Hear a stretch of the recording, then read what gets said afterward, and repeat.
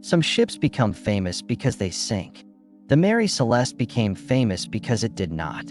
It survived the Atlantic while every person aboard disappeared. On December 4th, 1872, sailors aboard another brigantine saw a vessel moving strangely east of the Azores, its course irregular and its signals unanswered.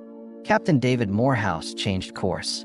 He expected damaged rigging, an injured crew, perhaps a captain in need of assistance. He did not expect silence. A small boat crossed the rough water. As the boarding party approached, no sailor appeared at the rail. No voice called out. No hand reached down. The men climbed aboard and stepped into a scene that seemed interrupted rather than destroyed. The ship was disordered, but it was not a wreck. The wheel stood unattended. The deck offered no explanation. A merchant ship that should have been filled with commands, footsteps, and labor had become completely still. Below deck, the cabins were empty. Personal belongings remained. Charts had been disturbed, yet the rooms did not show the violence of a struggle. The ship's only lifeboat was gone. That absence would become the most important clue in the entire mystery.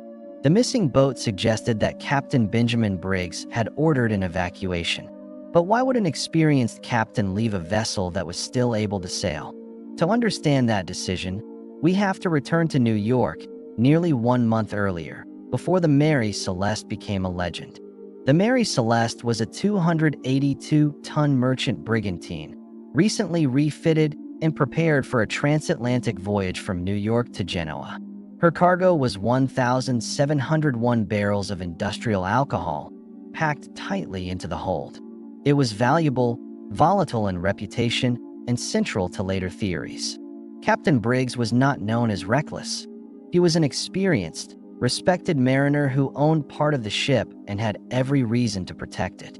He was joined by his wife, Sarah, their 2-year-old daughter, Sophia, and 7 crewmen chosen for a demanding Atlantic crossing. Their older son remained ashore for school. The family expected letters, ordinary news, and a safe arrival in Italy. Nothing suggested a final departure. After waiting for better weather near Staten Island, the Mary Celeste entered the Atlantic on November 7, 1872. For roughly 2 weeks, the ship fought difficult weather. The surviving records describe strong winds, heavy seas, and a voyage that demanded constant work. Every object aboard had a purpose. Sails controlled speed, pumps removed water, instruments measured position, and the log preserved the ship's changing condition. The final known log entry was made on the morning of November 25th, near Santa Maria Island in the Azores. The island was reportedly within sight. That detail matters, because a captain who feared his ship might sink would prefer to abandon it near land. Then the record stops. For 9 or 10 days, the Mary Celeste crossed hundreds of miles without a known crew until Dei Grazia found her. When the boarding party inspected the sails and rigging, they found damage and disorder. The ship had endured weather, but it had not been torn apart. The fore and aft cargo hatches had been lifted and were lying on the deck, exposing areas that normally remained secured at sea. Inside the hold, water had entered the ship. Accounts describe roughly 3.5 feet in the bilge, serious enough to alarm, but not enough to sink her. One of the 2 pumps had been partially disassembled. A sounding rod, used to measure liquid depth, had been left nearby. Those objects suggest an urgent technical problem. If the pump failed, Briggs may not have trusted his ability to measure how much water was entering the hull. The hold was tightly packed with barrels. A captain could not simply look down and see every part of the bilge beneath the cargo. A second problem may have made the situation worse.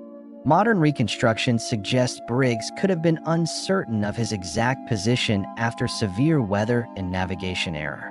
If he believed the ship was farther east than it truly was, the delayed sighting of land could have increased his fear that conditions were deteriorating beyond control. The cargo added another source of anxiety. 9 barrels were later found empty, likely because their more porous red oak staves had leaked alcohol. Leaking alcohol could produce a sharp smell and invisible vapor. Even without an explosion, The possibility of fire aboard a wooden ship was terrifying. One popular theory imagines a sudden burst of vapor pressure, enough to frighten the crew, but not enough to leave obvious burning or structural damage. But the evidence is not conclusive. The main hatch was reportedly secured when the ship was found, and the boarding party did not describe a powerful alcohol odor. Another explanation is simpler: bad weather, damaged rigging, a failing pump, and uncertain measurements combined into one frightening picture. A captain does not need certainty to make an emergency decision. He needs only to believe that waiting could kill everyone aboard. Briggs may have chosen what he believed was a temporary evacuation. The family and crew could enter the yawl while remaining connected to the ship by a line. From the boat, they could watch the ship, wait for danger to pass, and return once the water level or cargo risk was better understood. That plan depended on one fragile connection. If the line parted, slipped, or had to be cut, the larger vessel could move away faster than the open boat. A gust, a change in sail pressure, or a rising sea could separate the two craft within seconds. The Mary Celeste, still carrying sail, could continue alone. The people in the yawl would lose shelter, food security, navigation instruments, and any realistic chance of catching her. This reconstruction explains the empty ship and missing boat without pirates, mutiny, or supernatural forces. But it cannot prove exactly what triggered the evacuation. At Gibraltar, the mystery became a legal case. The Mary Celeste was impounded, and a salvage court examined whether the men who recovered her deserved payment. The inquiry was led by Attorney General Frederick Solly Flood, who became convinced that a crime had taken place aboard the ship. He considered murder, mutiny, insurance fraud, and a conspiracy involving the crew of Dei Grazia. Each theory offered drama. None gained convincing evidence. A sword found in the captain's cabin attracted suspicion. Stains and marks aboard the vessel were examined as possible evidence of violence. Scientific examination did not support the claim that the stains were blood. Damage on the bow was also judged consistent with ordinary action of the sea. The crew of Dei Grazia had taken a serious risk bringing the abandoned vessel hundreds of miles to Gibraltar with only a few men aboard. They eventually received a salvage award, but the prolonged suspicion ensured that their names remained tied to theories of wrongdoing. The legal inquiry found no persuasive proof of murder, piracy, or conspiracy. Yet it also produced no final explanation for the abandonment. That absence of an answer created space for legend. Newspapers repeated rumors, altered details, and transformed uncertainty into entertainment. In 1884, Arthur Conan Doyle published a fictional story inspired by the case. Many readers later confused its inventions with the real ship. Even the incorrect name Marie Celeste became common, although the vessel was Mary Celeste. Fiction had begun to override evidence. Stories added half-eaten meals, warm tea, smoking pipes, and perfectly arranged cabins. Those details are powerful, but they are not reliable parts of the documented discovery. The real scene was less theatrical and more unsettling. The ship showed weather damage, open hatches, water below, a damaged pump, and missing navigation items. The missing papers and navigational instruments suggest deliberate departure. The people aboard did not simply vanish while performing ordinary duties. The lack of stolen valuables weakens piracy. The lack of credible violence weakens mutiny and murder. The untouched cargo weakens robbery. A waterspout or sudden sea event has also been proposed. Such a disturbance could frighten a crew without leaving the ship completely destroyed. But again, the evidence does not identify one clear event. The strongest explanations depend on several ordinary dangers occurring together. The most persuasive reconstruction begins with a tired captain, after weeks of hard weather, confronting unreliable information aboard a heavily loaded ship.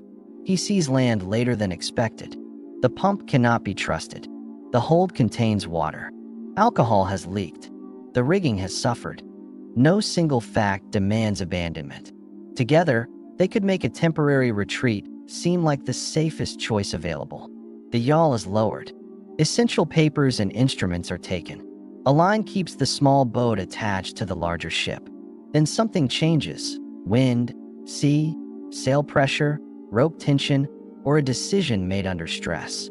The connection is lost. The Mary Celeste moves away. The people in the boat cannot regain her. Within minutes, the safer vessel becomes unreachable. No body, wreckage, or confirmed survivor was ever found. The Atlantic erased the final stage of the story. Meanwhile, the larger ship continued on, carrying cabins, clothing, cargo, and evidence, but not the people who could explain it. That contradiction is why the Mary Celeste still feels modern. It resembles a locked room mystery, except the room was moving through an ocean. The vessel itself became a witness that could not speak. Every surviving detail answered one question and created another. Why were the hatches open? Why was the pump dismantled? Why were the instruments taken? Why did the captain trust the boat more than the ship? History cannot answer with certainty.